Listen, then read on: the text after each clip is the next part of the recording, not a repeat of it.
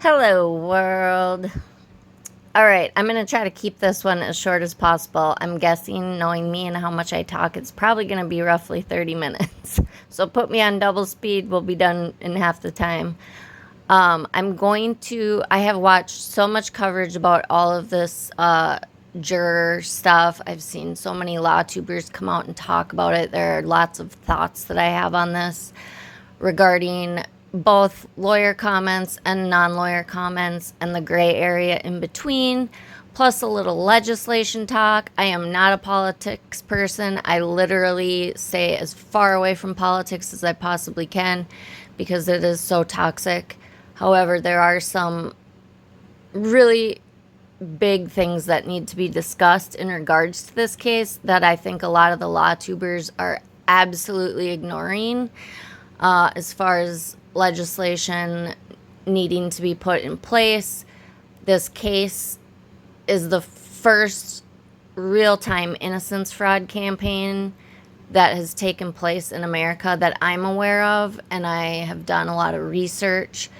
It was partially successful because they got a hung jury, but also not fully successful, which makes my soul happy because it does give me some hope that our justice system is going to catch this one. I feel like people are starting to wake up and see what's really happening, and I hope and pray that our justice system in America catches this, recognizes it, puts some legislation in place that prevents this bullshit from happening again, because it's literally just a PR campaign to get a murderer off, and it's basically like a second tier legal system once again, where if you have enough money and you're willing to throw your integrity literally in the sewer along with a few other people, you might be able to keep yourself out of jail. But again, I don't think that's going to happen. Those of you that don't think that this is going to go back to trial again, I really strongly disagree with you, and I hope that I'm correct. I don't think that there's a chance in hell that this will not go back to trial. They're trying, but they're not going to let this fly. They have no leg to stand on. They're trying to keep this in the public eye. It's a public relations campaign.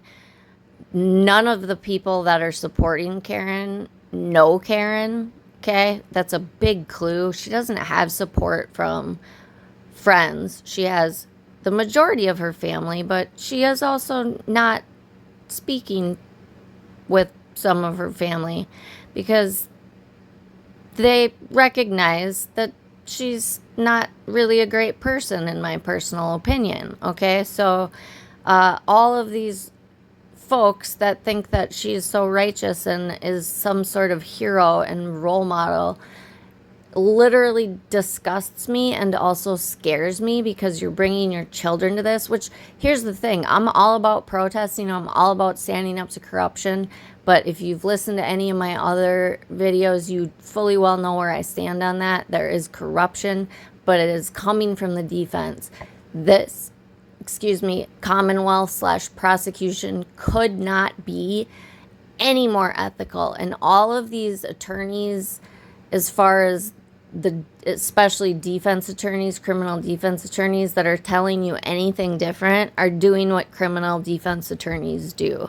They try to pervert the course of justice, and if they're slimy enough and willing to, like I said, have no integrity, pride, morals, ethics, they can get close. It's worked a couple times, as we know with the Casey Anthony situation. It worked. She had a high power, slimy attorney, lots of controversy.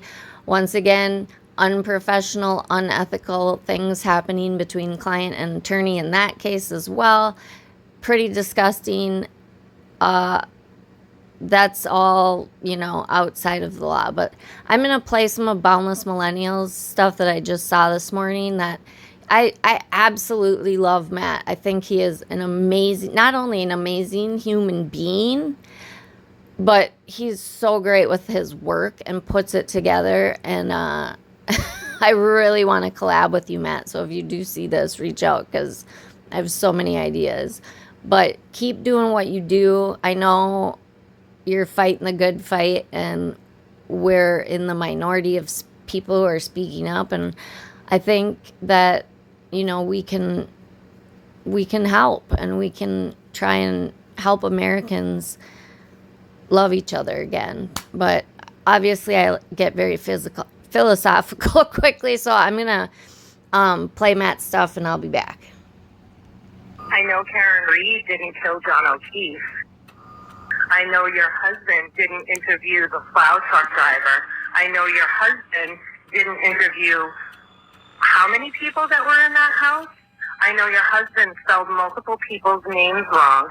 And I know your husband is either the worst fucking investigator that ever walked the face of the earth, or he's a corrupt motherfucker. So I'm going to go with number 2. He's corrupt, and you're going to jail along with him. And your kids are going to call me mommy. And I'm going to take your dogs, too. We know who did it, Steve. We know. She said, Dad, I think I struck something. I said, what do you mean? I remember, all right, backing up and hitting something. I know Karen Reed didn't kill John O'Keefe. I know your husband didn't interview the plow truck driver. I know your husband... Okay, so this is the problem that I'm having with some attorney, well, like kind of all the law tubers that I'm seeing.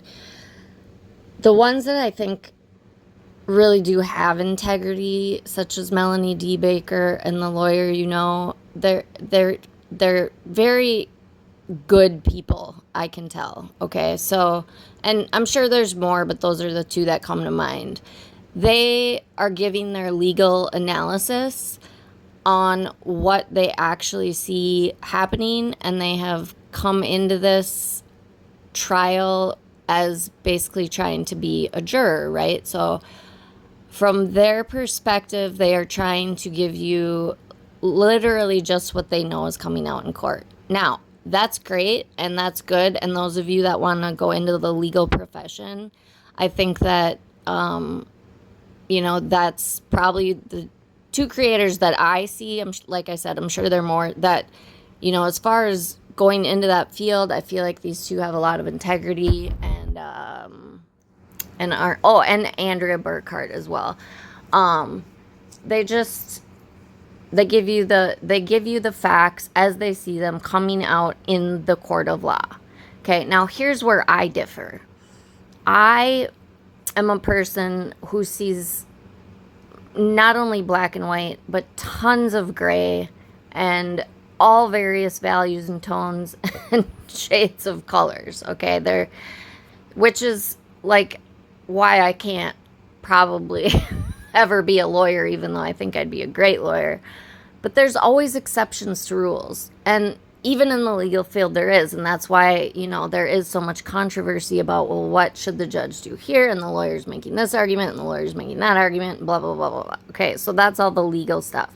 Here's where I come in as a human being from my personal perspective. Yes, I watch trials, but I also dig. I dig and dig and dig to find the actual truth. I speak in terms of factual innocence and factual guilt.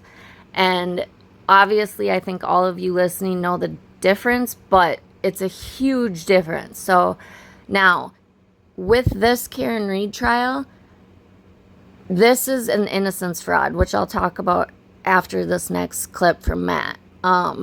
And I will break it down so that everybody knows in very simple terms facts that have come out with other court cases and things going on behind the scenes and pre-trial motions and all of that. These lawyers that are coming in as jurors that I mentioned aren't paying attention to that stuff. They're not talking about that stuff. And as they're representing what they are representing, that is exactly what they should do. Again, if you are looking to go into the legal field, those are some very reputable people that are giving you straight facts from the legal perspective. Where I differ is I want to know the actual factual truth. I get it that a lot of you don't think that Lally proved his case in court.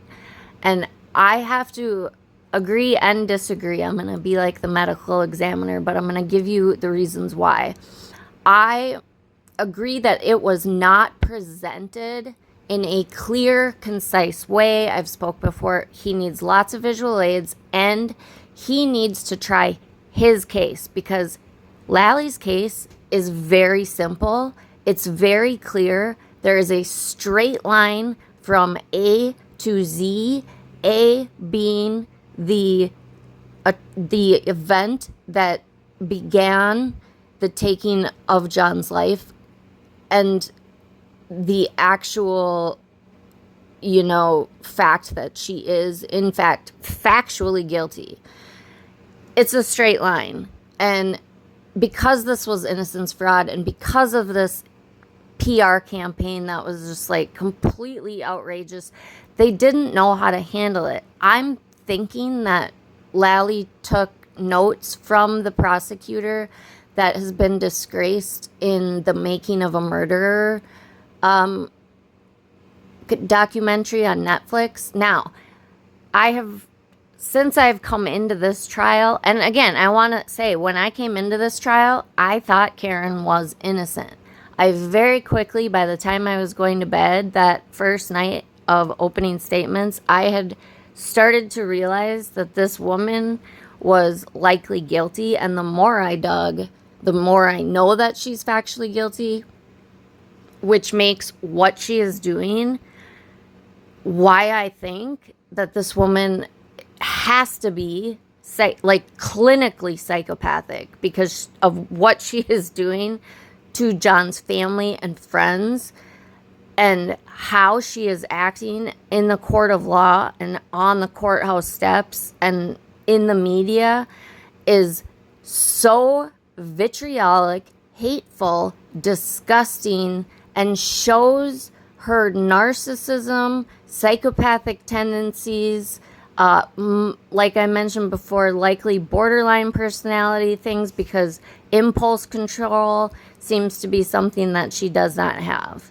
Okay, so I'm gonna give you the facts after Boundless Millennial goes through this part, because I agree 100%. If you've listened to my material, this is pretty much, he says it more succinctly than I do, because I'm a talker and I get philosophical. So, and I don't know how to edit all this crap yet. I'm just starting. I'm trying to do what I can to bring some sunshine back into this world that needs it before we wage war on each other. Like I mentioned in my video last night or yesterday afternoon that took forever to upload, but this country is headed towards becoming brainwashed very easily, and I do not mean this lightly. I am dead serious.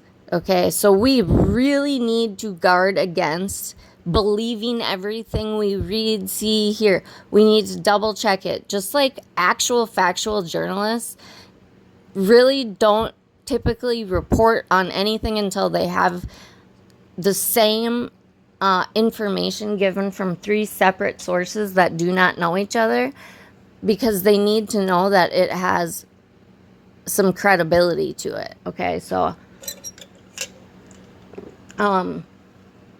sorry, I had to take a drink. And I lose my train of thought. So let me think.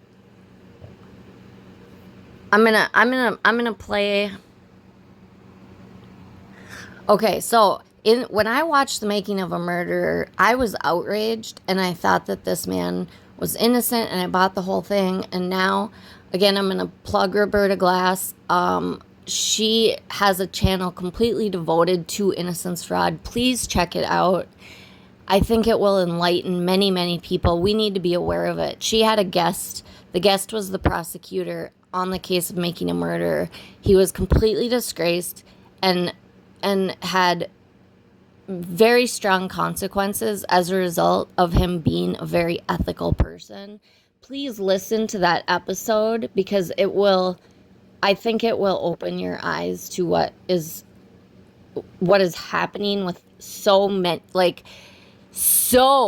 people in this case. Like, that happened to him. There was not all kinds of family and friends that were being accused of murder and literally going to people's events and homes and screaming and yelling that they're murders. The victims' family, such as senior citizen parents going into court for pretrial, are being called murderers and bitches and cunts. It's disgusting, like I've said, okay? None of that happened in the whole making of a murder, but the prosecutor had real consequences because of the outcry of this innocence fraud. And I'm wondering if Lally kind of took notes from that whole situation, because he tried to do what, I think his name is Ken from The Making of a Murder. When Roberta was interviewing him on her show, he said, yes, this is how Lally should do it. They need to discredit this crazy defense that they're putting on, so they can't do it. Like, they can't get away with it. But what happened in this case is the jurors are allowed to take notes, but they can't take notes in opening and closing because that's not evidence.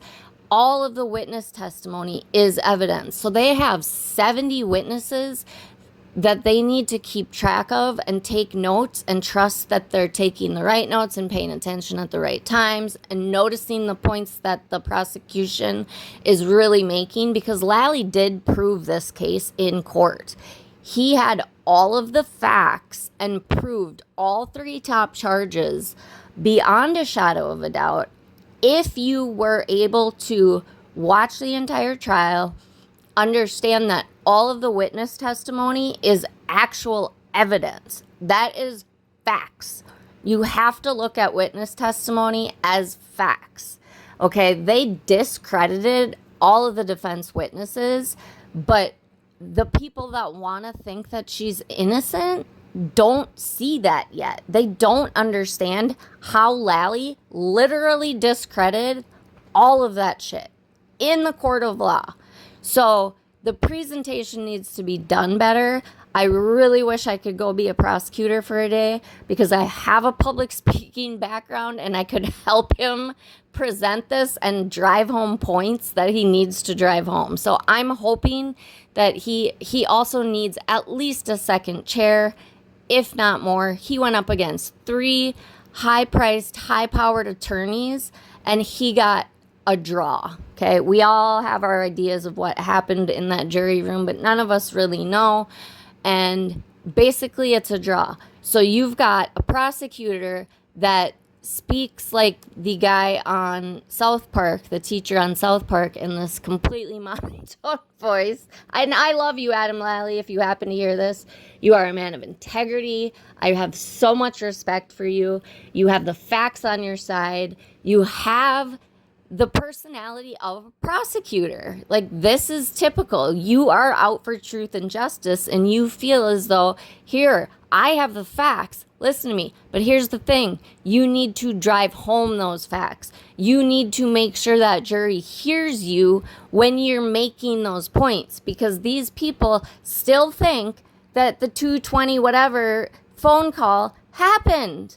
Google search. They literally still think that happened. You completely disproved that in court, yet they don't know that because you didn't really drive it home.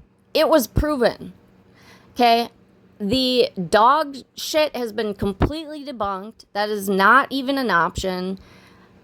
If you have questions about any of the things that I'm saying, I'm not going to go into all this detail because I don't want this to be another hour-and-a-half video. Ask me, but it was disproven. Okay. Now, what was the other thing? The ARCA experts, which everybody, they're so beautiful. La la la la. Lally disproved all of that shit as well. But they are credible. They have been testifying for at least 100 trials, I think. They come off as very knowledgeable, and they are very knowledgeable, and they are very reputable, and they are good at their job. The problem is that Josh Levy got involved in a case that he had no business getting involved in. It is being investigated. There are too many eyes on this. There are too many people that have figured this shit out. This will not pervert the course of this justice. It will not. The ARCA experts were not given any information that they need to even have an opinion. They need the Lexus information. They need to know the GPS locations that were available. They need to know those bells and sirens that go on and off in that car. They need to know that there was DNA inside the housing of the taillight. They need to know all of this information. As scientists, they well know it. They know what their job was. They were there to pervert the course of justice as a political favor for Josh Lally, having to do with Jackson and Yannetti and Reed and potentially Reed's family. We don't know all the details yet. That may or may not all be coming to light, but I'm sure going to keep on it. And I have a feeling that Paul OKeefe, John's brother, is going to not accept anything less than the fucking truth. And Paul, if you ever hear this, if you and Aaron need help, your family needs help, if I can help, I'm here for it, dude. Reach out, please. I am so invested in finding justice for your family. If there was ever a family that deserved justice, and all of your friends that have been supportive, that were witnesses in this case, all of you too, the Proctors, the Alberts, the McCabe's, I fucking love you guys, all of you. I want to give you hugs. I hope you feel my love. I'm sending you love and light. I want to help. If I can help, let me know how. I want to help. I do not live near you, but I will do whatever I can. Okay? I'm going to roll this clip, and then I'm going to come back and talk just a little bit more, and then I'm going to end this one for today. But please listen to Matt. Please watch this. Please, if you're not subscribed to Boundless Millennial, go subscribe. He is an amazing creator. Also, I know this is controversial because there are so many people involved in all of this that think that the other side are full of hate and vitriol, and that's not the case. The people that know that Karen is guilty, we know that she's guilty. We've done our homework.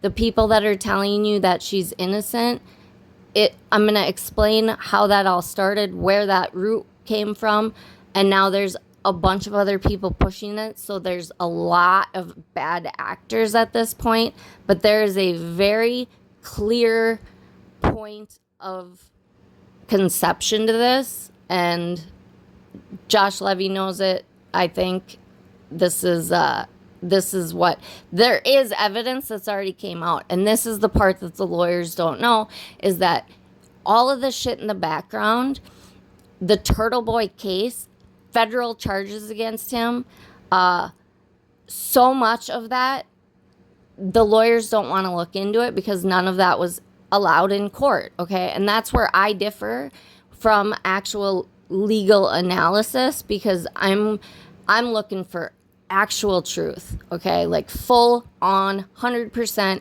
accuracy in what, as close to we can get the actual full truth. We won't ever know because, none of us were there, but we can make very clear and precise inferences based on the facts that we do have. But yeah, so Boundless Millennial, amazing. Roberta Glass, amazing. Kevin Lanahan, many of you probably know that name because he was always on Court TV with Nick Rocco, and they were both very respectful, both in public, on any kind of public platforms, and they have very differing opinions, but they were able to represent what America should represent. They were able to be respectful And they completely disagree, and Kevin knows that Nick is either coming to realizations because he's starting to figure this out, or he has figured it out, or he's still duped in some ways and is maybe very confused at this point, okay? But, like, I do believe that he has very good intentions, and he literally believes in her innocence, or at least did, but I think he's starting to see the light, okay? But to get back to the pretrial stuff and what's going on with the Turtle Boy case, you cannot find the truth without knowing what happened in all of that pretrial stuff, the things that have been sealed. They legally are not able to be brought into court, and that is stuff that is quite necessary. In fact, people are complaining that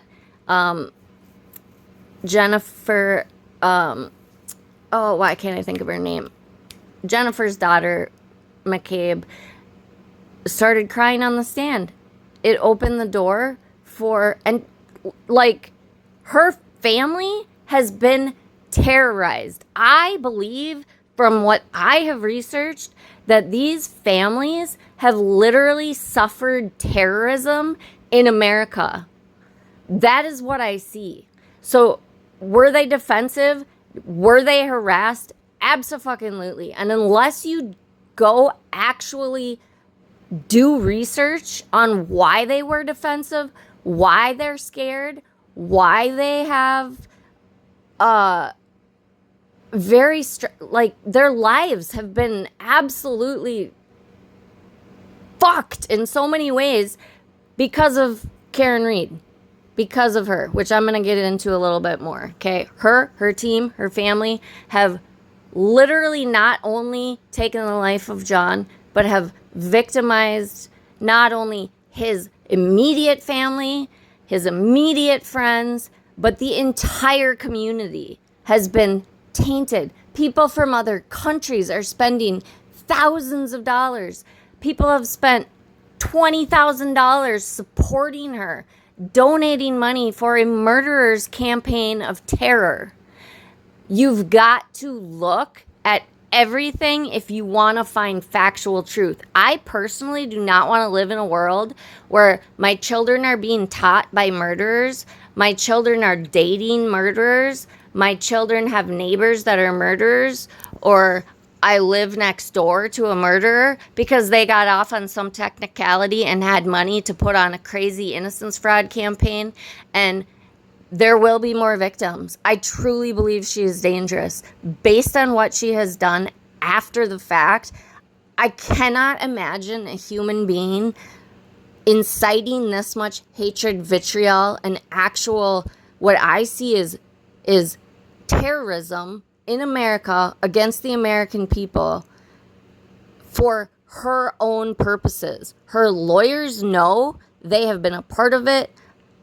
Turtle Boy is at the helm of this, and there are a couple of other, Olivia and I think Olivia. I don't know this Olivia person. I don't know much about her, so disregard that. But there was a couple other reporters that are involved that I can't think of their names, but they were the nexus, which I'll explain after this. So please listen to Matt, and I'll be back. Jurors A, B, C, and D that have contacted the defense and told them that we wanted to acquit her of 2 charges, allegedly. So now they're filing a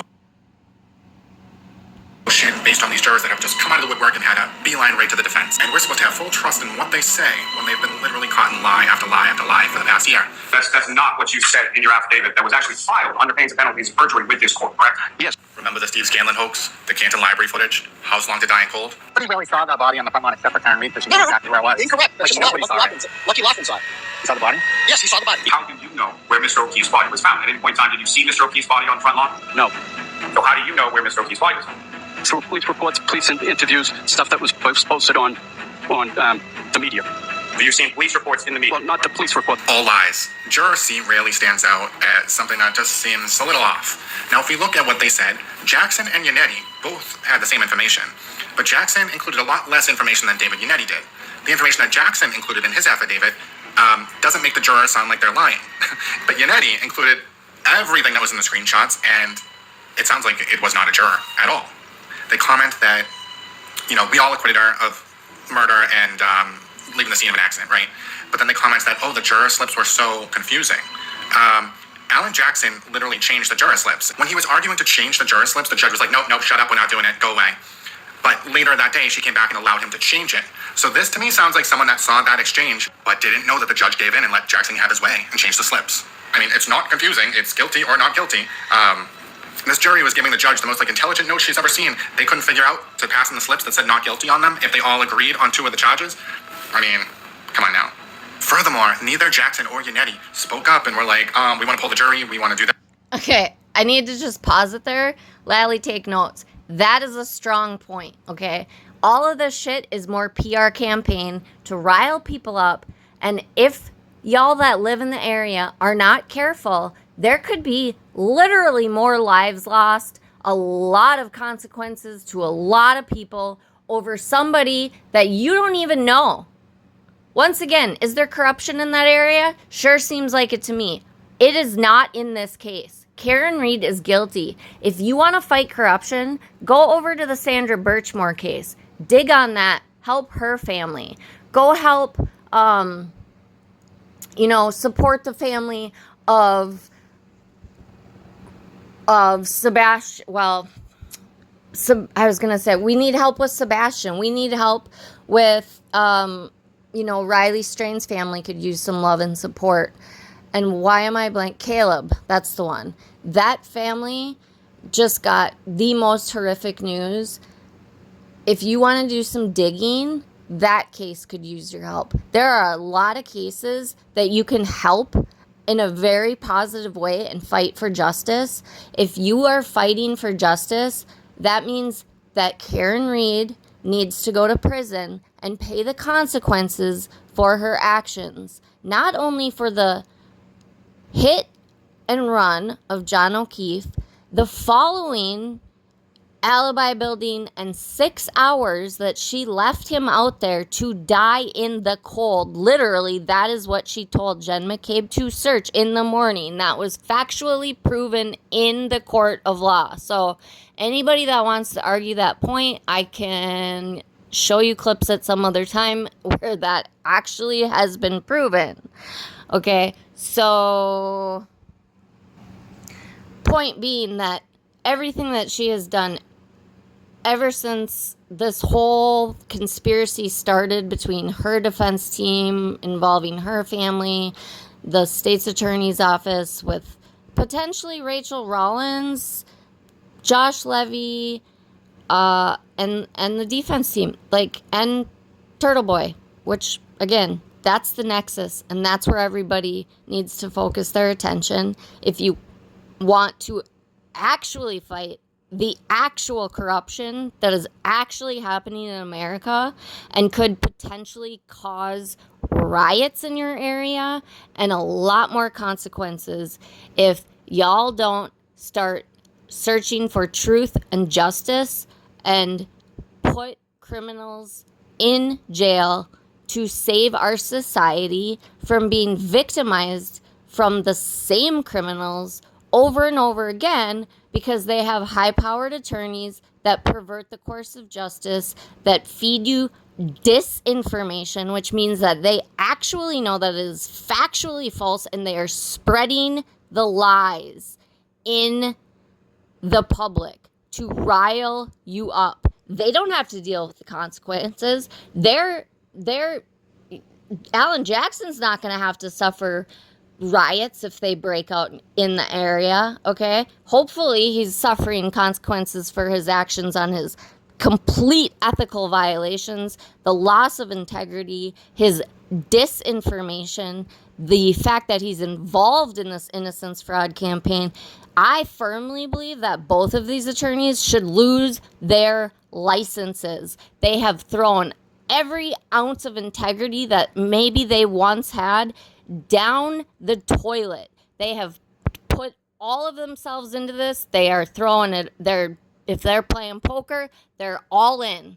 They have put all their chips in, and if it works, they're gonna be, oh, superheroes in some people's eyes. And they're gonna be even more disgusting to those of us who know what's actually happening.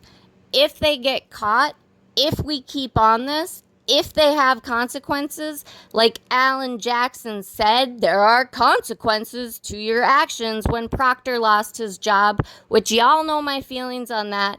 Bullshit. That man is a good man, and he should still have his job. And I know that's going to split the room, but if you want to have a conversation with me about why I feel so strongly about that, I am here for it. But please don't spread more hate to these families. Okay?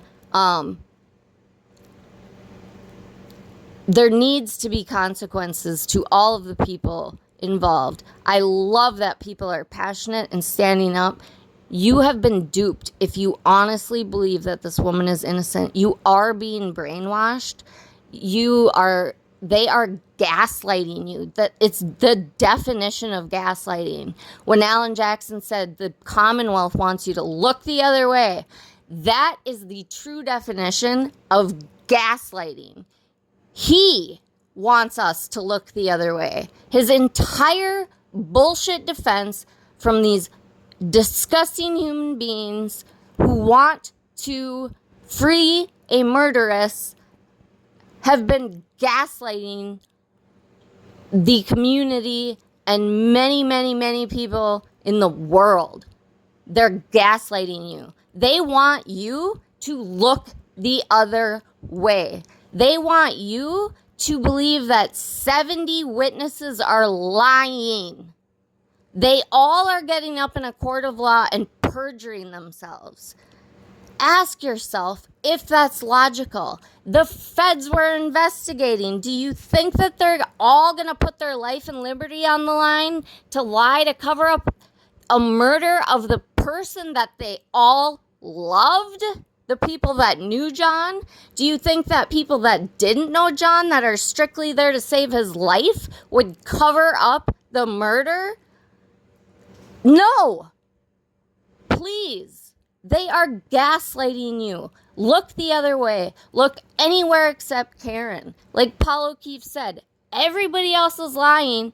Karen is the only one telling the truth, because the defendant and her attorneys are always telling the truth, right? I mean, come on, folks. Defense attorneys and their clients are going to be the only one telling the truth against 70 witnesses. Please think about that.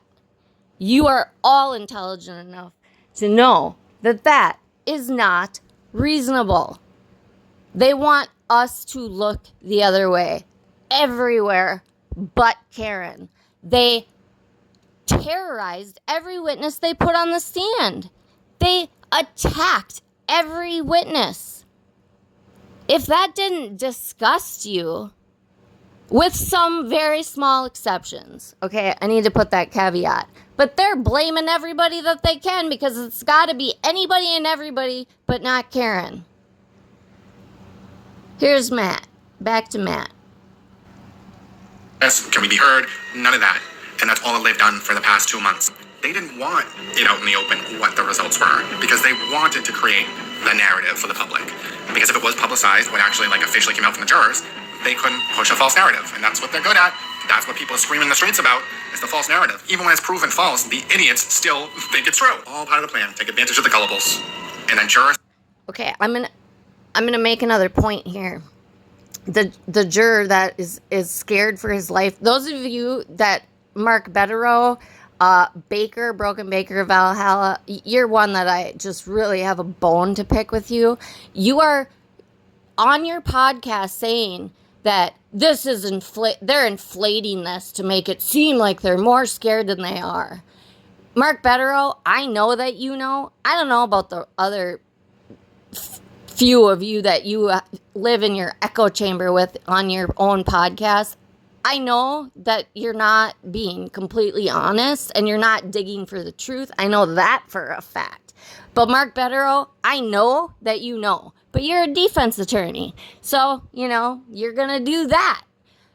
But Rita, there is actual live coverage of her standing out there with all of these people surrounding her on her soapbox, screaming as loud as she can, if this jury doesn't find her innocent, and I'm paraphrasing because I don't know, I didn't write down her exact quote, but if this jury doesn't see that this woman is innocent and they don't come back with a not guilty verdict, we will have problems.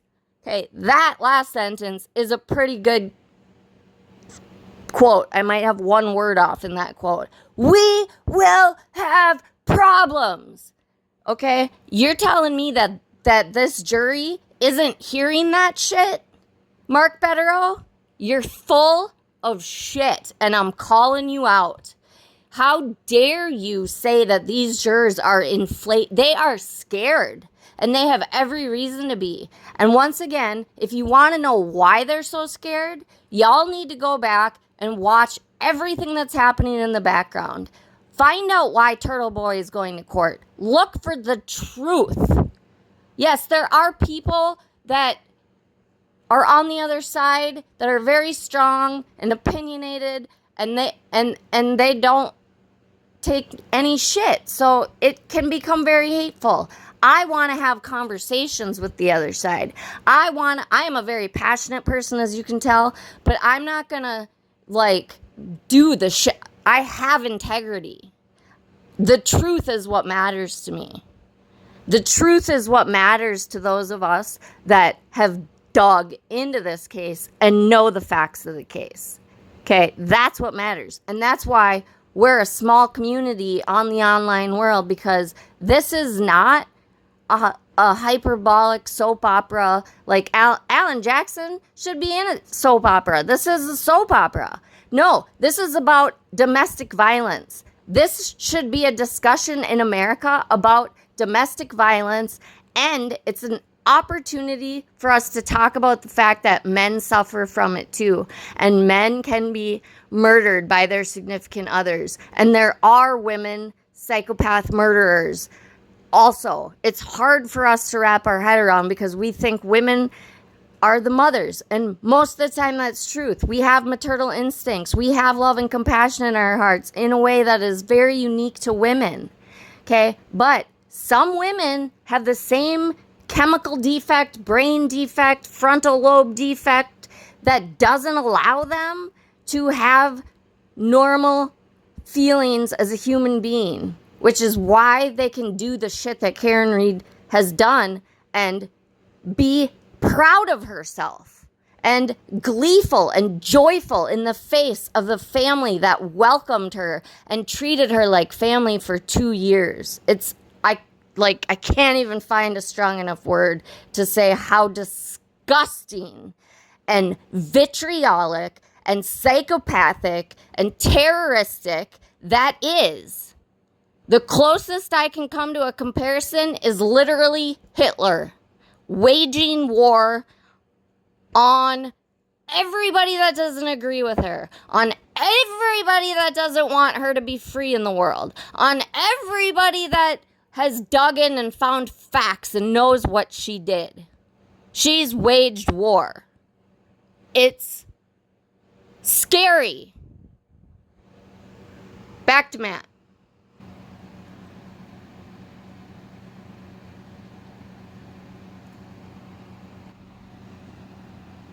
Crap, because I'm new to this, I was speaking and I wasn't recording, so I'm trying to find where I was. This may be a little bit of a repeat. Bear with me, okay? So, second-degree murder, she knows that she hit him. Whether she thought he clipped him or thought she hit him, head on, she had to have heard it. Her bells and whistles were going off in her car. Anti-lock brakes freeze up when you hit somebody. 75% of that pedal was pushed down. Her steering wheel jerked. She continued reversing after all of her bells and whistles and anti-lock brakes had to have gone off. She knew that she hit him.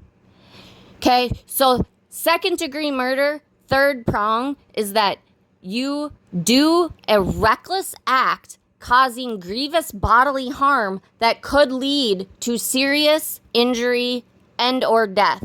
That's proven right there by all those facts, and that was proven in the court of law. So those of you, yes, it was a convoluted case that was very confusing, and it needs to be streamlined, but with those facts, that is second-degree murder. Now, on top of that, knowing that she clipped him, let's say, she didn't know if he was able to get up, or maybe she did. We don't know. We don't know if she got out and saw what happened. We don't know if she saw him. There's no way for us to really know. I personally believe that she did, based on what just evidence that I've looked at, that it just leads me to believe that she knew. And she was in her rage and hoped that he would get up, and was already preparing that shit, she's going to get arrested. She's hiding in her vehicle. She's breaking into the garage. She is not calling 911. She is not rendering aid. She is not calling his friends or going back to the house and knocking on the door if she didn't have phone numbers, and making sure that he is okay. If I'm concerned about my husband, I am going to do all of those things. She did not help him. She left him to die by himself in the dead of night in his friend's yard. This beautiful human being, because she was worried about her own ass. Murder 2. There's 2 rock solid pieces of evidence, like all of that proves second-degree murder. And if you believe that, then you have to convict on the other 2. She was clearly drunk. She clearly left the scene of an accident. There is no way, with all of those anti-lock brakes, bells and whistles, lights going off in her car. I'm sure there was some sort of noise when he made contact, and likely saw him, and then he's not answering his phone. I think her first phone call was roughly 3 minutes after she left, and she continued to call throughout the night. If he's not answering his phone, and you're not going back to check after you think you clipped him, I mean, I can't. It's fucking the worst thing that I've heard, I think, ever. My heart bleeds for the OKeefes. And honestly, the community, all of the people that loved this man, and all of the people that don't know either of these people, but think that they know what happened better than his own family does. It's beyond sad. And you can hear her tiptoeing around the driveway and the garage door closing as she's looking at the damage to her car. And I think at that point she started to get a little worried. And then she calls him, and then nobody knows where you are. And then she calls her parents. How does nobody know where he is? She dropped him off. If she doesn't know where he is 20 minutes after she dropped him off, I mean, I can't even finish that sentence. There's nowhere to go with that. Parents, 1 in the morning. I'm sorry, but if a 40-year-old is calling their parents at 1 in the morning, it's an emergency. And then she proceeds to call him incessantly all night long. Originally, she said that she just woke up and he wasn't there, and then she started calling. But no, now we know that she was calling all night long, incessantly. Didn't know what to do. He wasn't answering. And then she gets a hold of her parents, and then she starts calling people saying he got hit by a plow. I think John's dead.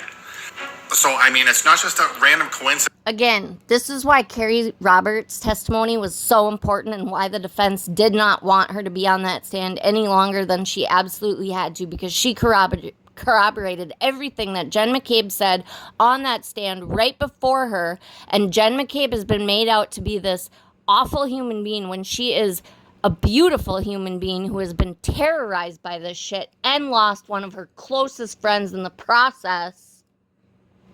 Carrie Roberts, who didn't know any of these people except the O'Keefes, had no allegiances to any of these people, took the stand right after Jen and confirmed everything that Jen McCabe said.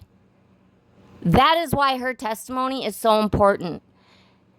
Reed called her at 5 o'clock in the morning, told her that John is dead. What the fuck? That is not normal. Again, why would you assume that he's dead? Why would you assume that he's been hit by a plow? Carrie Roberts would walk to the ends of the earth to make sure that the right person is convicted for her best friend's fucking murder, guys.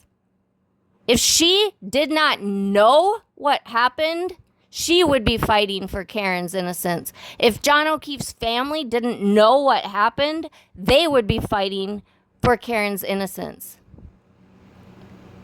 They know. You do not know better what happened than the family and friends of the people who loved him. Is that she started thinking, oh, he's dead on the side of the road. He must have got hit by a plow. She knew that he went down, and at that point, because it was 4 hours later and he hadn't picked up the phone, she realized that he never got up. And at that point, she should have called 911. But instead, she, tries to back into his car, gets a search party together, potentially drives by the body as he's dying in the cold. And that's the line between Jen McCabe and Carrie Roberts became her next victims. She didn't ever call 911. She didn't ever call hospitals, jails, nothing to find out where he could be if she was so damn worried. Carrie Roberts did all of that. Then she goes, they meet up. She brings them to the scene of the crime. She knows damn well where he is. And now she turns on them. Again, why isn't she... If she dropped him off there and he's lying on the yard and she knows she didn't do it, then why the hell isn't she turning to Jen McCabe, who she knows was in that house because John was texting with her, telling them directions to get there? Why is she not turning to Jen McCabe in that moment and saying, what the fuck happened here last night? Why is she not marching up to Brian Albert's door and demanding that the police go in there and demanding answers from these people? Would you do that if your husband or boyfriend of 2 years was found dead in the yard of the house that you dropped him off at the night before and you knew that you had nothing to do with it? How would you respond to that? I would be fucking outraged. I would be asking the people that I know were there, what the fuck happened? I would not be saying, I hit him. Did I hit him? Could I have hit him? Is he dead? Jen, text, how long does it take to die in the cold? EMT guy, how long can people survive in the cold before they die? EMT guy, is he dead? EMT guy, I can't take care of these kids. I can't. If you knew Carrie Roberts, you wouldn't think that she's a good person. She doesn't have anything nice to say about John O'Keefe or his children or the people that loved him. You need to look at the person that you are putting on a pedestal if you believe that this woman is factually innocent. It is outrageous. Murder 2 and manslaughter.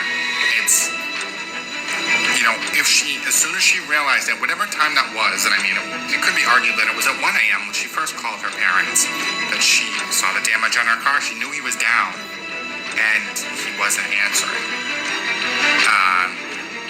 But she waited so long that he died. It's really interesting that this juror is coming out now saying, oh, well, she didn't cause the hypothermia, so it's not manslaughter, it's not murder. Very interesting. Don't you think? Okay, I've got to stick this one in here because this is another very important short, so I'll be back. The dog bites. Are y'all doing okay? Because yesterday we just found out that they were finding taillight fragments before her car was even in the sally port. So, not really a chance for anyone to have planted. Look at that. They were finding pieces of taillight at the scene of the crime. Boundless millennial. Even back in the sally port. So, how do we explain that? So if it was an encasement for a light of some sort, I remember looking at it and the piece was sort of sticking out and I thought someone's going to catch the sleeve on that. No dog DNA on the clothes. If that was a dog bite, it would be on his clothes. Where was the shoe? I don't know. Can't police searched it. They took the bloody out of there. Where was it? Oh, Wearing one under shoe. 3 feet of They were snow? wearing another shoe. Look it. Did you see anything in the console? Is this what the console looks like? Because Karen took a short break from calling people hysterically to turn off our phone and go look at the book. Look, the dog bites on John O'Keefe's arm. Clearly. Those are dog bites. Are y'all doing okay? Because yesterday we just found out that they were finding taillight fragments before her car was even in the Sally port. So, not really a chance for anyone. All right, guys. I'm pausing it here. You want to know where those marks came from? This clear piece of that taillight, look at how that lines up with his injuries on his arm. His sweatshirt had holes in it. If Chloe bit through his sweatshirt and somehow caused these abrasions, there would be dog DNA on those clothing. Yannetti ixnayed the dog DNA before the trial. So the fact that he threw that in there was, again, bullshit. Look at this. How can this be denied? This is where his marks came from. That answers that question. Now, finally, and this did end up being a little longer, but here's where I want to end this for today. We've got court Monday. I'm not going to go into all of the drama going on in the YouTube streets about all of these motions. It's bullshit. It's not going to happen. They're desperate. Their Supreme Court ruling precedents, even some of their own law that they've cited within their arguments, the Commonwealth should actually have cited those. They literally say the opposite thing. They're reading like the first paragraph and they're not finishing the whole legal the precedent that was set. And like it disproves their point. It literally is in the favor of the Commonwealth. So that's happening. It's just, I'm not even going to get into that. But here's what I want to say. The nexus of all of this information. This is very important. I'll probably do another little short video in case people can't listen to me talk for this long.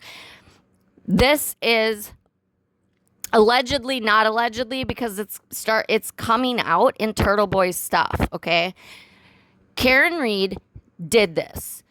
For the first year of this whole thing, the defense was, I didn't mean to. There was no criminal intent. These are trumped up charges. There was no, I didn't do this. Okay. Alan Jackson gets on scene. Some other players that I can't remember names. I think Jennifer and potentially Olivia. I don't know. Those are names that I remember hearing. But there was like an intermediary person online fighting for Karen Reed's innocence. One of Karen's friends that lives, I think, somewhere else totally anyways. They lost touch. She found out this was going on. She wanted to help her old friend, got in touch with this lady. Again, I think her name was Jennifer. This person knew Turtle Boy. So she connected Turtle Boy to this intermediary friend of Karen's, who later figured all this shit out and figured out that Karen was guilty. And now she's fucking not in the fucking discussion anymore because she's fucking horrified. She's shocked and horrified. I can't do the Boston accent. I don't know what that was, but she was shocked and horrified, like everybody that's involved in this case, of what the fuck is happening. And she dipped, okay? But now the wheels were in motion, and Turtle Boy was connected directly with Karen Reed. Every single thing that has been said and done has been on the direction of Karen Reed. Her and her attorneys, again, completely illegal, completely should be disbarred, are feeding Turtle Boy false fucking information to then put out on his podcast to try to drum up support for Karen Reed, because again, there is corruption in Canton. So this is, this is their chance to jump on this and weed out some corruption that has nothing to do with this fucking case and the players involved. All of these witnesses that were for the state are amazing human beings, okay? And you have victimized them. It goes so beyond Canton. and Massachusetts and the United States even. Okay, so now Turtle Boy is getting fed information directly from this intermediary / her attorneys / her, but it's all on her direction. Okay, and there are text messages that are out there on the interwebs from Turtle Boy, or between Turtle Boy and Karen, that were brought out in court. Somebody got their hands on them. They're on the interwebs for you to see, where Karen is talking about, let's do pink, because now she knows that Michael Proctor is going to get burnt on the stand. So now she wants to turn this into a misogyny thing on top of the corruption, when if you look at her text messages, she's calling everybody bitches and cunts. So I don't know how she can think that she has any right to be offended by her being called a bitch and a cunt because she murdered her boyfriend. Okay? That's fucking ridiculous. She's misogynistic. She's psychopathic. She is guilty of all 3 of the top charges. Okay? So what happened was, Turtle Boy now is getting the information from this team. Josh Levy gets involved. I don't know why or how. He gets the FBI involved because supposedly there's corruption based on this information coming from directly from Karen Reed and her team to Turtle Boy that he is now publishing on his podcast, which again is completely illegal, because now when they're in court and Judge Bev is asking them what the fuck, they're like, well, our source is, saying this, and there's information about the feds being involved, which came directly from, again, Karen Reed and her team to Turtle Boy, so he can put out that information so that everybody in the world gets eyes on this and thinks that Karen Reed is innocent because of corruption that has nothing to do with this case, but now's their opportunity. Okay, and so then when they're in court and Bev is saying what the hell, they're like, well, no, we got this from a source. Well, you know who their source was? Turtle Boy. And you know what they did? They were feeding him the information to publish, and then he was also their source. So he is now both using them as the source, putting it out, and they're using him as the source. I hope that makes sense. This is a fucking team effort, PR campaign, innocence fraud, absolutely vitriolic, disgusting, shameful, no integrity, no morals, no ethics on behalf of any of these people involved.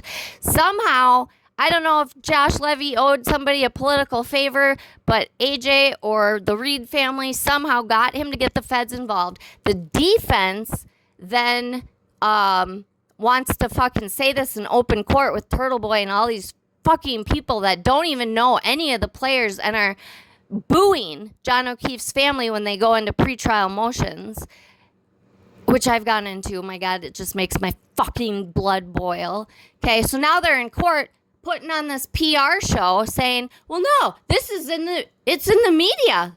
This is a source that are saying these feds are involved, and we have letters, and they're going to dismiss this case, and this case isn't going to go forward, which is why all y'all that believe in this shit think that there's corruption in this case, when there is not. The actual corruption, actually there is, but it's coming from the defense. That's corruption. Okay, and we're holding Josh Levy's feet to the fire. I know the O'Keefe family is, and he's got tons of support from people that don't even know him that are supporting this. We're not letting this go. People that have much more pull than me are very aware of this, and there is people investigating this actual corruption. It's already coming out in the Turtle Boy trial. That could be a gold mine of information to use against Karen. Also, I honestly, in my personal opinion, and again, I'm not a lawyer, but I see this as RICO charges. This is mob mentality and the work of what mobs do. It literally is. They're blackmailing people. They're harassing people. They are intimidating people.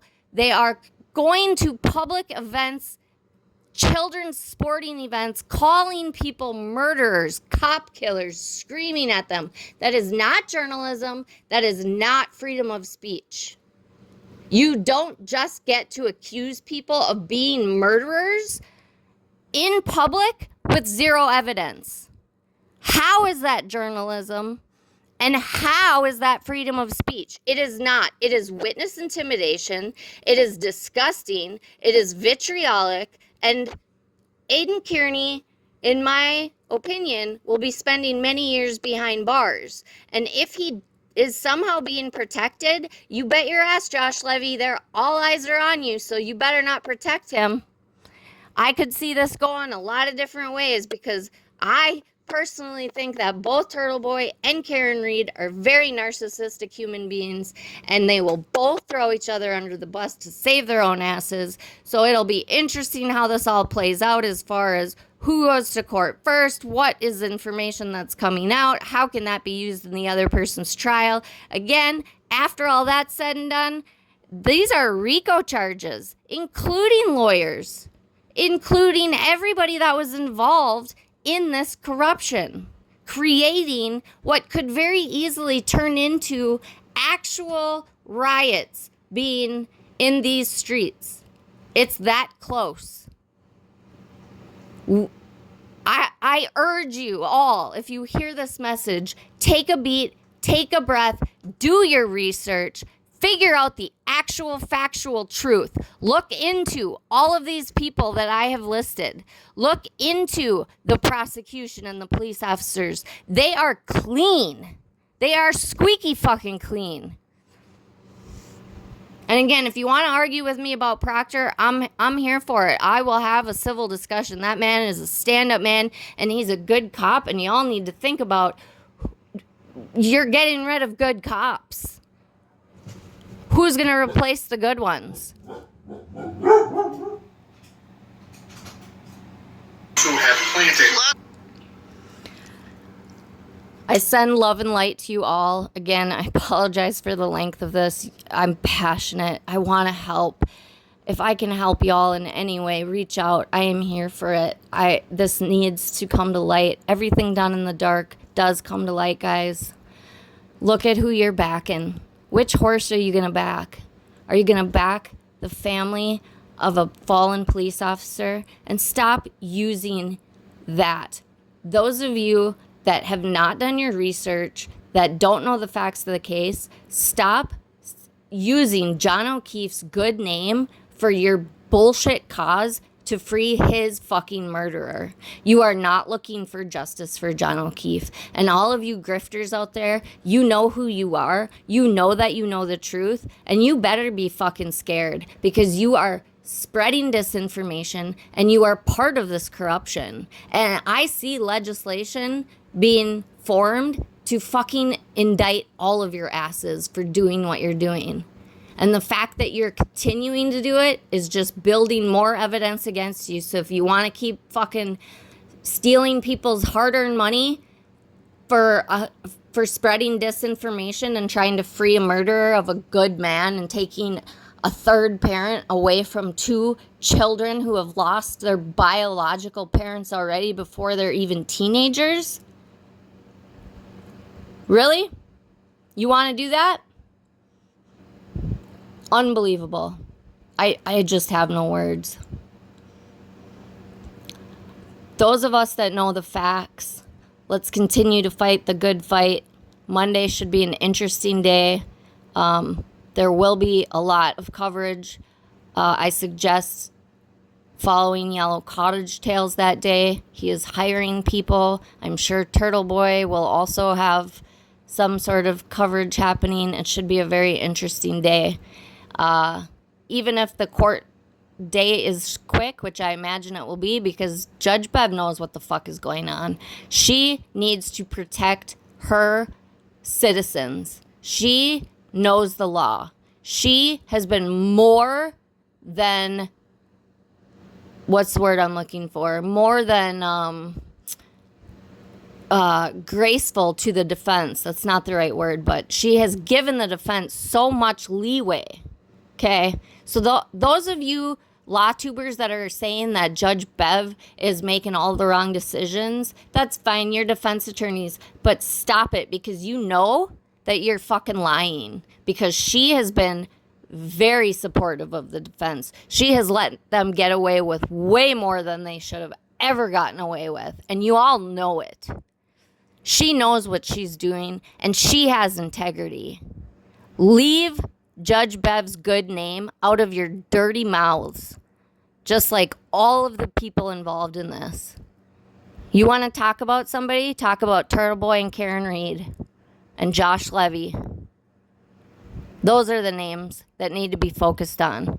And if you want to talk good things, then talk about John O'Keefe and his family and friends. Fight the good fight. Spread love and light everywhere you go. I send you all love and light. I am passionate. I have the mouth of a fucking sailor, but I have the heart of Mother Teresa, and I'm here for it all. I love you all. Love and light.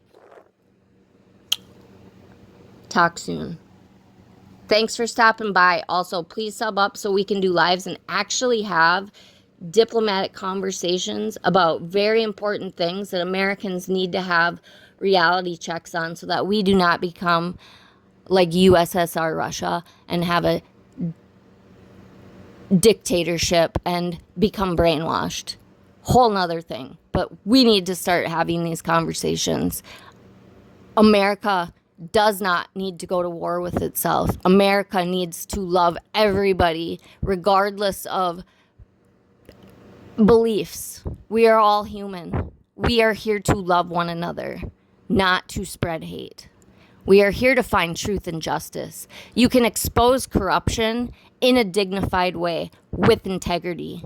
This is beyond vitriolic. It's terrorism. It's disgusting. It needs to stop. Let's continue to fight the good fight with love and light in our hearts. I love you all. Mwah. Talk soon.